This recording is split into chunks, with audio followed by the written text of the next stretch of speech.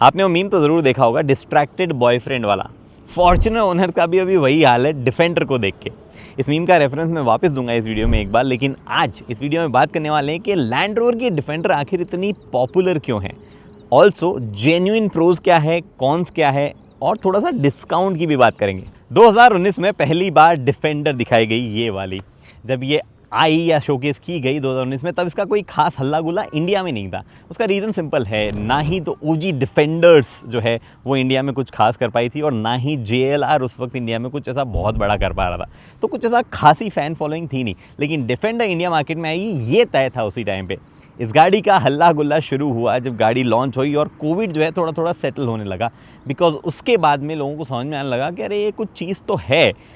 गाड़ी लॉन्च हुई 74 लाख रुपीज़ में। ये 5 डोर 1110 जो है डिफेंडर, ये लॉन्च हुई 80 लाख रुपीज़ की एक्स शोरूम प्राइस पे। बट लॉन्च होने के बाद जो हल्ला गुल्ला हुआ, उसका असली रीज़न था लुक्स।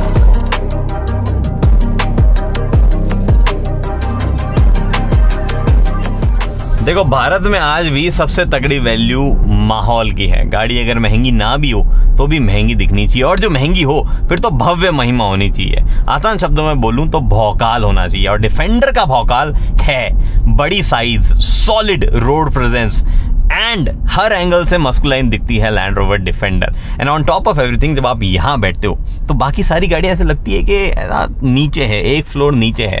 ये जो पावर के शौक रखने वाले थार, स्कॉर्पियो, फॉर्च्यूनर ओनर्स है, वो भी डिफेंडर के सामने एक बार पावर छोड़ के शांत रहना पसंद करते हैं। लेकिन माहौल है किसी गाड़ी का, इसका मतलब ये नहीं कि हम इंडियंस वैल्यू आंकना भूल जाएं। डिफेंडर जब लॉन्च हुई तब 80 लाख की थी, और अभी एक्स शोरूम जो है 1 करोड़ 10 लाख की है। लेकिन दोनों ही सिनेरियोज में उसको एक चीज़ जस्टिफाई करनी पड़ेगी कि इतने पैसे आखिर किस बात के। फीचर से शुरू करते हैं। Basic 4x4 system, multiple screen, decent सा म्यूजिक सिस्टम, सनरूफ, वो बढ़िया एल्पाइन विंडोज़, कंफर्टेबल सीटिंग, और साथ ही में ओवरऑल फील जो है वो बढ़िया हर वेरिएंट में मिलती है। स्टैंडर्ड चीज़ है। लेकिन आप थोड़े से ज़्यादा पैसे दो, आपको और एडवांस 4x4 सिस्टम मिलता है, और बेहतर म्यूजिक सिस्टम मिलता है, आपको और गिमिक्स मिलते हैं, जैसे कि ये कैमरा बेस IRVM, जैसे कि ये फ्रिज, मल्टीपल चीज़ें ऐड होती चली जाती है। और फिर कैबिन फील पे आओ। देखो, गाड़ी में कहीं पे भी जो लग्जरी स्टैंड पॉइंट से हाई क्वालिटी मटेरियल होता है, जैसे कि सुएड फिनिश या किसी भी तरीके का शाइनी ग्लॉसी सोरोस की फील वाला कोई नॉब, वो इस्तेमाल नहीं किया गया है। इनफैक्ट मोस्टली जगह आपको रबर या सॉफ्ट फील वाला फॉल लेदर कह लो, या फिर जो है रियल लेदर कह लो, वो ही अवेलेबल है। रियल लेदर तो एक्चुअली अवेलेबल नहीं है, मोस्टली फॉल लेदर या सॉफ्टेस्ट मटेरियल ही अवेलेबल है। बट जो भी दिया गया है, that has been given from a durability and practically point of view, और वो हाई क्वालिटी का है। किसी भी जगह पे हाथ लगा लो, या किसी भी जगह गंदगी कर दो, गिरा दो, कचरा वचरा, कपड़ा मारो गीला और एकदम साफ, या फिर उस पार्ट को ही जो है आप रिमूव करके साफ कर सकते हो। जो भी चीज़ दी गई है, उसका मटेरियल और उसका टेक्सचर ऐसा चूज़ किया गया है ताकि आप अगर उसको सही तरीके से अब्यूज़ भी करो तो भी वो पुराना गंदा फील ना हो। इंक्लूडिंग द फैक्ट कि डैशबोर्ड आगे जो हुड है उस पर दिया गया पैटर्न हुआ, या पीछे बूट जो है उसमें दिया गया पैटर्न है, या फिर इवन जब आप चढ़ते हो तो डोर सिल्स है वहाँ पे भी बार बार पाँव रखने पर, बार बार सामान रखने पर भी वो स्क्रैच अगर हो रहा है तो वो फील पुराना या फील जो है अब्यूज़ किया हुआ नहीं देगा। और उसी तरीके से गाड़ी को डिज़ाइन या दिमाग में जो है रखा गया था जब वो बना रहे थे। ऑलमोस्ट हर रो और हर जगह पे प्रैक्टिकल स्पेसेस दिए गए, इंक्लूडिंग द डैशबोर्ड, तो keep whatever, whenever, wherever you want. उसके बाद में है पावरफुल इंजन। देखो, पावरफुल इंजन जो है इंडिया में टॉप प्रेफरेंस में नहीं होते भाई गाड़ी खरीदते वक्त, बट जब गाड़ी 1 करोड़ या उससे ऊपर की हो तो डेफिनेटली होता है। 2 लीटर बेस जो इस गाड़ी के साथ में आता है पेट्रोल इंजन, वो उतना पावरफुल नहीं है। ठीक है, गाड़ी में 4-5 लोग बैठे हो तब भी हाईवे पे ओवरटेक वगैरह सब करवा देगा, but it can not be called powerful. But पैसा थोड़ा ज़्यादा दो तो आपको और इंजन ऑप्शन मिलेंगे, थोड़ा और ज़्यादा तो और ऑप्शन मिलेंगे, थोड़ा और ज़्यादा तो और ऑप्शन मिलेंगे। 3 लीटर पेट्रोल है, 3 लीटर डीजल है, ये 5 लीटर V8 सुपर चार्ज गजब इंजन जो है वो भी है, और 4.4 लीटर का BMW सोर्स्ड एक इंजन है जो कि 0 to 100 के मामले में कई सुपर कार्स को धूल चटा दे भाई। उतनी पावर की तो जरूरत भी नहीं थी डिफेंडर में, बट ऑप्शन आपके पास में अवेलेबल है। एंड आई बिलीव ये जो 5 लीटर V8 है और जो 3 लीटर डीजल है, दोनों ही इंडिया में दुर्लभ है, बट यही दोनों इंजन है जो कि इस पर्टिकुलर साइज की गाड़ी के साथ में उनके काम के हैं जो रेगुलरली गाड़ी को मल्टीपल टेरेन्स वगैरह में यूज करते रहते हैं। क्या बढ़िया प्यारे इंजन है दोनों के दोनों। अनफॉर्चुनेटली जैसा मैंने बोला, दर्शन थोड़े दुर्लभ है और बिकता मोस्टली 2 लीटर ही है। तो ये सब तो अच्छी बातें हो गई जिनकी वजह से ऑब्वियसली गाड़ियों की सेल्स जो है वो बढ़ रही है, और इतनी बढ़ रही है कि JLR जो है उनकी सेल्स साल दर साल सब सारे रिकॉर्ड तोड़ रही है, अपने ही सारे रिकॉर्ड तोड़ रही है। इनफैक्ट वो अमंग टॉप 3 लग्जरी प्लेयर्स में आ गए हैं सेल्स के मामले में, जो कि वो पहले कभी नहीं थे। बट कमियां मुझे रोल्स रॉयस में भी दिख जाती है, तो ये तो JLR है। तो थोड़े कॉन्स जो है हम उनकी बात करते हैं, और सबसे पहला कौन है रिलायबिलिटी और सर्विस। देखो ग्लोबली जो है JLR जो entire group Jaguar land rover infamous है एकदम, मतलब हर जगह जाना जाता है कि इनकी रिलायबिलिटी बहुत ही बुरी है। और मुझे नहीं लगता इंटरनेट पे इस गाड़ी की रिलायबिलिटी से ज़्यादा कोई और मीम्स आपको जो है ऑनलाइन मिलेंगे किसी कंपनी के किसी चीज़ के बारे में। हो सकता है BMW ड्राइवर इंडिकेटर यूज़ नहीं करते, उसके ज़्यादा मीम मिल सकते हैं, या हो सकता है कुछ और टिन कैन वाले जोक्स भी आपको इंडिया स्पेसिफिक तो मिल सकते हैं, बट ग्लोबली सबसे ज़्यादा मीम जो है इन्हीं में बनते हैं। हाउएवर अच्छी बात थोड़ी सी ये है कि JLR के जो नए प्रोडक्ट्स हैं इंक्लूडिंग डिफेंडर, उनमें उतनी शिकायतें नहीं आई है, बट शिकायतें आई है। जो भी डिफेंडर ओनर्स हैं उन्होंने थोड़ी शिकायतें करी है, डीलेड पार्ट्स की उन्होंने शिकायतें करी है, सर्विस एक्सपीरियंस उनका बढ़िया नहीं रहा है, और उन्होंने ये भी शिकायतें करी कि मेंटेनेंस अब भी अब्सर्डली ऑड या हाई जो है उनको कई सिचुएशन में लगता है, including people who have owned this car in India.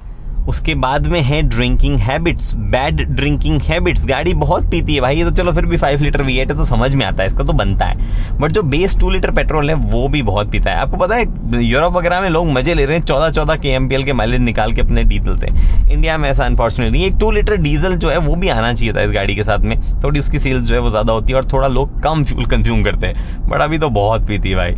कौन नंबर 3, कई लोग जान के हैरान हो सकते हैं कि डिफेंडर 110 जो है उसमें 3rd रो नहीं आती है। जी हाँ, इस गाड़ी में जो है आपको 2 ही रो मिलती है, 5 सीटर ही है।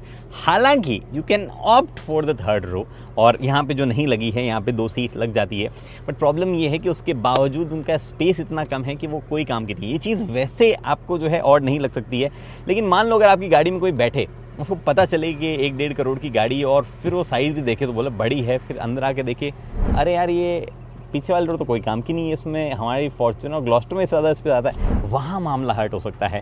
तो 3rd रो जो है उसकी इंजीनियरिंग बेहतर नहीं है, हालांकि उसका एक महंगा सॉल्यूशन है, वो है डिफेंडर 130। डिफेंडर 130 के साथ में हम पहुँचते हैं 3rd नेगेटिव पे, वो है 4th नेगेटिव एक्चुअली, वो है प्राइस। देखो लोग लेने वाले जो है जब 80 लाख 90 लाख की आ रही थी तब भी ले रहे थे ऑन रोड नहीं, एक्स शोरूम, और अब जब 1 करोड़ 10 लाख से शुरू होकर जितने भी करोड़ों की आ रही है तब भी ले रहे हैं, और लेने वाले ऑक्टा भी लेंगे जो कि 3 करोड़ की गाड़ी है।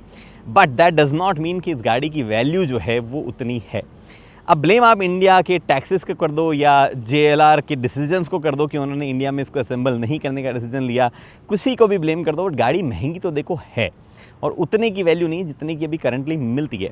तो ये एक चीज़ जो है इसको थोड़ा बेहतर मामला किया जा सकता था। आप कंक्लूजन पे पहुँचे उससे पहले 2 पॉइंट जो मैं भूल जाता हूँ ऑलमोस्ट, वो मैं आपको बताता हूँ। पहला पॉइंट है कि this car comes in 3 sizes notably, मतलब मैंने बोल दिए वैसे तो वीडियो के बीच बीच में, बट ये एक अच्छी चीज़ है। 90, 110 और 130, ये तीनों साइजेस जो है गाड़ी की अवेलेबल है। आपको जिस पैकेट, जिस छोटा पैकेट बड़ा धमाका चाहिए या बड़ा पैकेट बड़ा धमाका चाहिए, वो आप ले सकते हैं। और दूसरी चीज़ जो डिस्काउंट की हम बात कर रहे थे, वैसे तो देखो UK वाली जो ट्रेड डील वगैरह कल प्रधानमंत्री साइन करके आए हैं उसका कोई इस पर इफेक्ट नहीं पड़ने वाला, बिकॉज ये गाड़ी स्लोवाकिया में बनती है और JLR को असेंबली इसीलिए करने का मैं बोल रहा था। Good news is rumour market में ये है कि शायद इसकी असेंबली जल्द ही शुरू हो जाए और उसके बाद में इस पर प्राइस कट हो सकता है। एनीवे कंक्लूजन ये है कि देखो गाड़ी जो है वो बहुत ही भयंकर धाकड़ है और इसीलिए बिकती है। There is no doubt about it, there are many good things about this, और वही रीज़न है कि ग्लोबली JLR जो है वो थोड़ा और कॉन्फिडेंस में अब आ गया है, थोड़ी और चीज़ें करने लगा है, इंक्लूडिंग द फैक्ट कि जो डाकार रैली मुझे बहुत पसंद है, नेक्स्ट ईयर JLR डिफेंडर लेके उस डाकार रैली में भी उतरेगा। तो काफ़ी सारी बेटर चीज़ें जो है वो गाड़ी के साथ में हो रही है, कंपनी के साथ में हो रही है, लोगों को मज़ा आ रहा है। बट वो मीम वाला रेफरेंस जो है वो मैं आपको वापस बताता हूँ। याद ना वो बंदा जो फॉर्च्यूनर वाला बंदा जो डिफेंडर को देख रहा है, उसके साइड में जो टोयोटा खड़ा है उनके पास में भी एक हथियार है। अब वो इंडिया लाएंगे कि नहीं लाएंगे वो अलग बात है। हथियार का नाम है प्राडो। उसका वीडियो जो है आप देख सकते हो, आई बटन में दिया हुआ है। मेरा नाम है Gagan, thanks for watching this video. जब आप गाड़ी चलाएं तो सीट बेल्ट पहने, इंडिकेटर का उपयोग करें और हाई बीम जो है उसको ना जलाएं जब तक सड़क पर आप अकेले ना हो।